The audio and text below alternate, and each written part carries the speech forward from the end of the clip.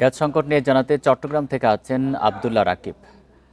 রাকিব, দুটি বয়লারের একটি চালু হলে 250 মিলিয়ন ঘনফুট গ্যাস সরবরাহ বাড়বে। কর্তৃপক্ষ কি বলছে, বাকি যে বয়লারটি সেটি চালু হইতে কত সময় লাগতে পারে? কাজের অগ্রগতি কতটুকু?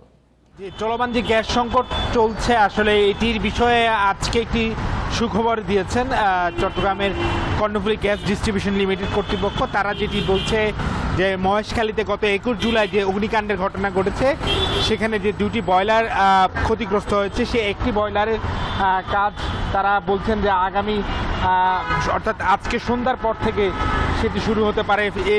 এর ফলে যে আমরা দেখছি যানবাহনের যে সংকট, আবাসিকে বা বাসাবাড়িতে যে গ্যাসের সংকট রয়েছে সেই সংকটটি আসলে কিছুটা হলো লাঘব হবে। এবং তারা যেটি বলছেন যে একটি বয়লার যেহেতু কাজ করা শুরু করবে, সেহেতু 200 থেকে 250 মিলিয়ন ঘনফুট গ্যাস প্রথম দিকে আসলে সরবরাহ বাড়বে।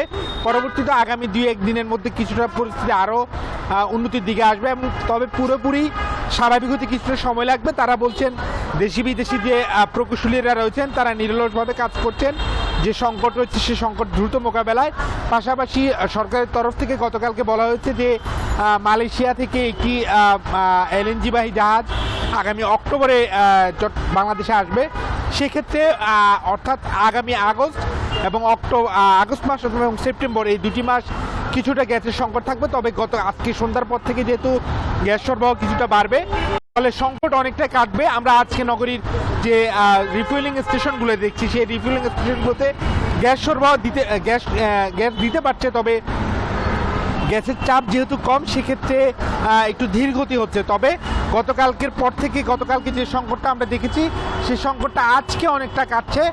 বিশেষ করে আজকে যেহেতু ছুটির দিনে রয়েছে, স্বাভাবিকভাবে যানবাহনের চাপও কিছুটা কম। তবে রিফুয়েলিং স্টেশনগুলোতে এখনও যানবাহনের ভিড় রয়েছে, তবে সেখানে গ্যাসের যেহেতু চাপ কম, সেহেতু কিছুটা ধীর গতিতে দিতে হচ্ছে।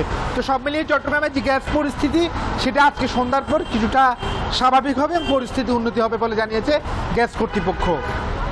চট্টগ্রাম থেকে জানাচ্ছেন সহকর্মী আব্দুল্লাহ রাকিব।